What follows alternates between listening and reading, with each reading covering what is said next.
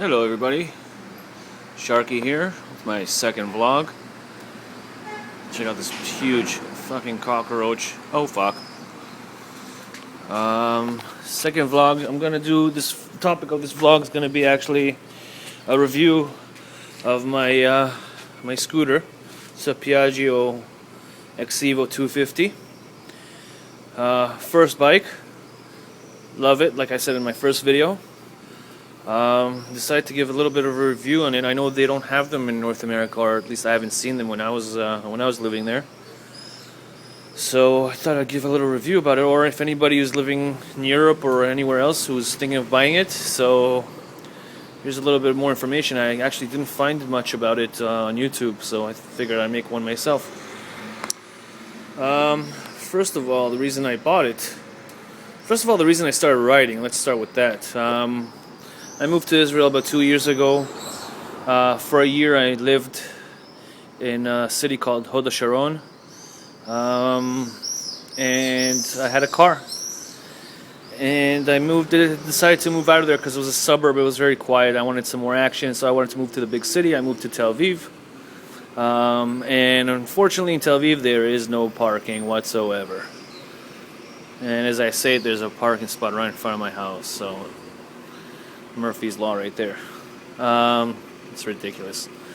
There is no parking. I had a car. I moved here. I had my car here for one day. I got rid of it right away. Next day, I went out to get my motorcycle license. I went to do my, my training course. Did that. Finished that in like 2 weeks. It's mandatory. 10 lessons here. I did that in 2 weeks, and then I went to get my license. Passed on the first try. Over here it's separated into 3 licenses. The first one is 125 cc's. The second one is 33 horsepower, or 500 cc's, 33 horsepower. You're limited, and then you got to ride with that for a year, and only after that you can get you have to go get another license where you can ride any bike you want, basically an unlimited license.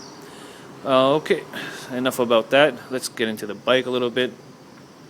So the reason I bought a bike, there you go. And just wait, let me touch up on that a little bit. I swore to myself that I would never get a bike. My friends, I used to live in Toronto, and all my friends used to ride bikes, R6s and R1s, and I never wanted to get a bike just because I thought I would kill myself. I'm a little out of control. I like the speed, so so it's a good thing they limit you here. So I got this 250, which is great. So first reason I chose this bike in particular is I like the looks of it, to be honest. I mean, I'm not gonna lie to you. I mean, isn't that one of the reasons you get a bike, is because you like the way it looks? Here, let me give you a quick. It's the front end, obviously, and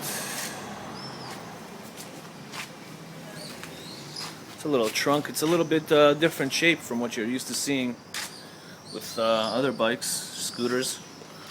It's fairly big, this scooter.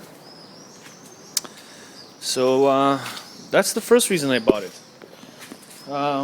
This bike, the Piaggio, does make the same bike, the Xevo, in 125cc, and now they make it in 400cc. I didn't want to get the 125. I wanted to get something a little bit more powerful, so I went out and got the 250. Glad I did. Nothing bad to say about this bike. I mean, I'll talk about some negative things, very few, but mostly positive.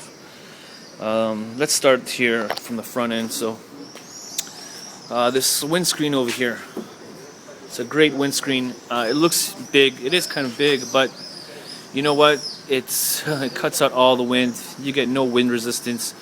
When you're actually sitting on the seat, your head is over the windscreen, so it's not in your way. You can see right over it. That's the first thing. Second great thing about this bike is the storage space. I mean, it's got the way it comes, it's got a lot of storage space, and I'm going to show it to you right now. Pop open the trunk. The seat. You got a button over here for the seat, and we'll pop it up. show you how much space this thing's got. I mean, it's got a lot of space in here. I don't know the exact dimensions of it, but you could put a full helmet in here, and you'll still have room for other stuff. I'll maybe demonstrate in a second. Over here you got the battery. Over here you have this is for if you have a cover for your bike, for your seat, like for the rain cover or whatever it is. And over here you got just a bunch of tools. It's good for smuggling drugs too, if you guys need to do that. Just kidding. So that's the storage space underneath the seat, and then on top of that you got a little bit of a little trunk. So it's a trunk release over here. Pops open like that, and as you can see, I already put my helmet sitting in there. I'll just pop it out.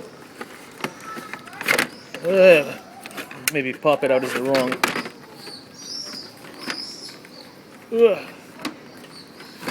There we go. So the trunk here, excuse me about the shoddy camera. The trunk here, I mean, it holds a full helmet, which is amazing. You can actually put 2 helmets in here, and you'll still have room. Maybe you can squeeze in your summer jacket in there. So, I mean, most times, most people that get scooters, I see that they have these boxes mounted on the back, you know, just to get, so they can store stuff. With this bike, you don't really need to do that because it's got enough space as it is.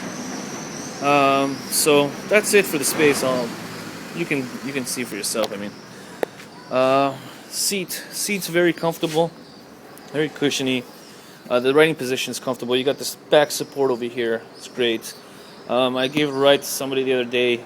They said it was very comfortable. They got a back support.